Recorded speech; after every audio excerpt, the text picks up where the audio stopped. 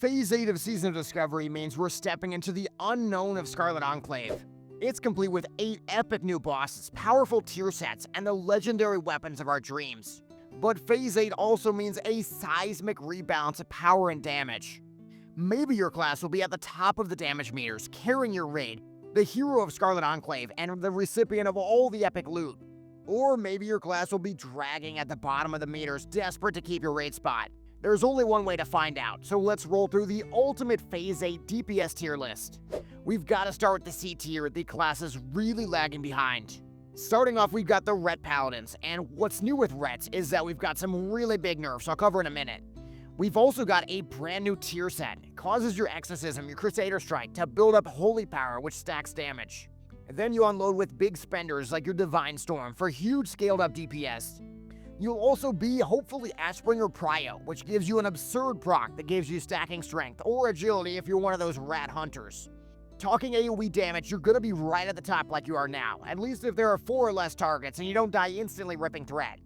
For single target, unfortunately our playstyle got a massive nerf. Your tier 2 set bonus I was having so much fun with, the judgments do way less damage now.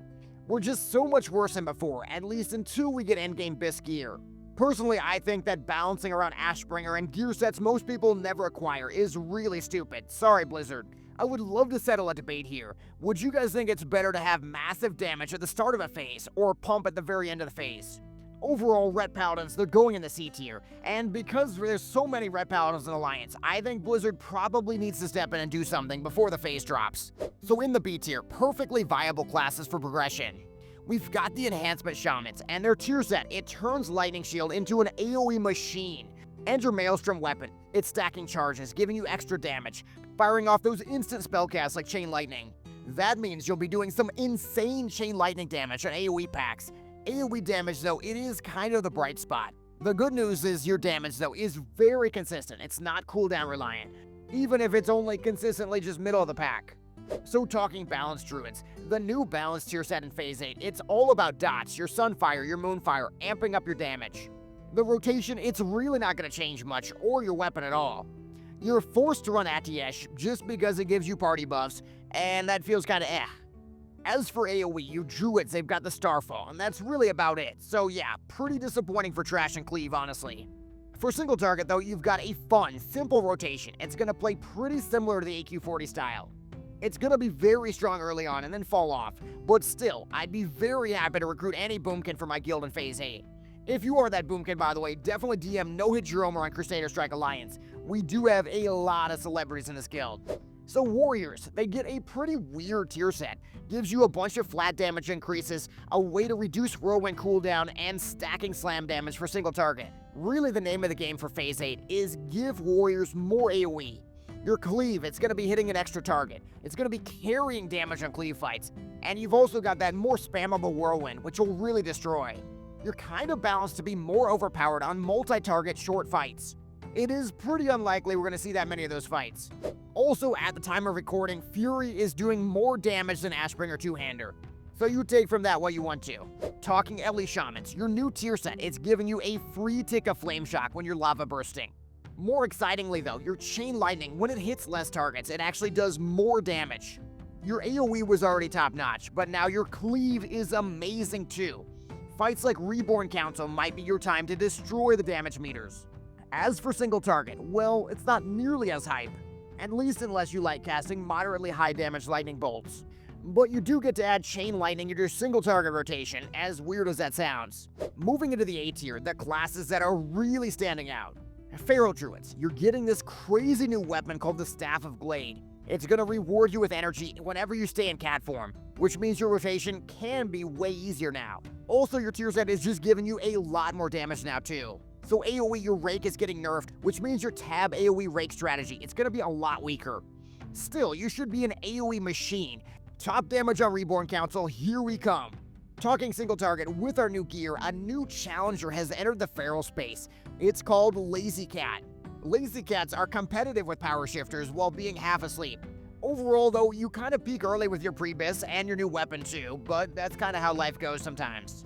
Talking Shadow Priest, they're getting way higher Mind Seer and Mind Flay damage. Also, your Mind Flay is kind of ramping up sort of like a Curse of Agony the longer you channel it. As for AoE damage, your Mindseer is way better now. It's not going to get interrupted just from taking random AoE damage. Though come on now, Mindseer still kinda sucks. It's not gonna be the best damage. Single target, your Shadow Priests are getting the best of both worlds. They're gonna be top 5 DPS during progression, carrying their raid with heals too. And then with Full Bis, you still get to blast and have a chance to take top DPS depending on the fight. Your guild is gonna wish they had more Shadow Priests, so if you are a Shadow Priest, please join my guild on Crusader Strike, you won't regret it. Talking about rogues, you do get the coolest weapon combo in the game, King's Fall and Queen's Fall, and you get massive extra damage on your abilities like Backstab, as well as a flat increase of 50% for abilities like Ambush and Envenom. Right now, the best performing spec is Backstab. Unfortunately for AoE, that means you're going to have the worst cleave with that spec. As for single target, you're going to come online pretty early on with your weapon set, unlike my Ret Paladin, and you're going to do massive backstab damage that puts you near the top of the charts. Moving into the S tier, the actual best classes of Phase 8, we've got to talk Melee Hunter, and horrible news for Melee Hunters. You're going to be doing insanely well with Corrupted Ashbringer, but you're never going to get my Corrupted Ashbringer, never. Also, your tier set is pretty solid, but boring. It just gives you a bunch of flat bonuses, like stacking 10% Raptor's Fury bonus damage. For AoE, there's nothing really that new on the AoE front, you're just going to be in the middle of the pack. For single target, Mongoose Bite is carrying your damage now, and what's that? You run a pet now, so that chips in about 10% more damage unless it dies or you forget to feed it. Moving into mages, the Living Bomb is getting a lot of love with your tier set, so whenever a target dies with Living Bomb, it detonates. Your AoE is going to be so much less frustrating with this Living Bomb change. You're going to do huge damage even if the trash dies fast. Then for single target, you've got multiple viable specs. Your Spellfrost, your Fire. Also for Fire, didn't mention this, but your Pyroblast remove a stack of Balefire Bolt.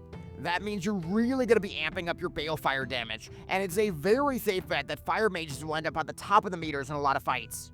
Then we've got Warlocks, and you get a ton of flat damage increases on spells, your Incinerate, your Shadow Bolt. You're also getting 15% haste from your crits in your backdraft.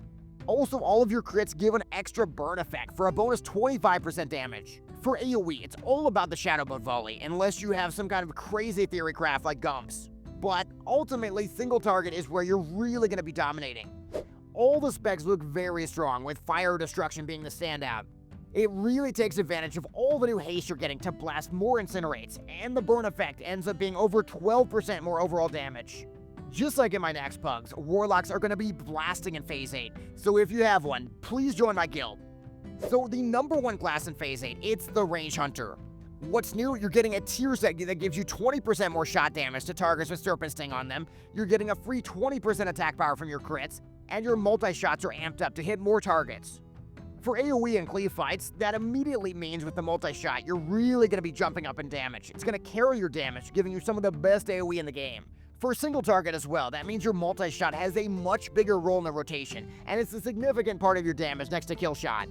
Everything I've seen in Phase 8 points to Hunters being insanely strong, top 2 or 3 on fights consistently. So there we have it, the ultimate Phase 8 DPS tier list and where your class will be stacking up. Whether you're disappointed like my Ret Paladin, or thrilled like the Hunters, I'd love to hear your take on this list in the comments. Is your class where you hoped it would be, or do you massively disagree with these rankings? Then make sure to subscribe, like the video, and hit the notification bell so you don't miss my Phase 8 Scarlet Enclave Raid guide coming out shortly after the raid. Stay classy, Azeroth, and join my guild. There is still time.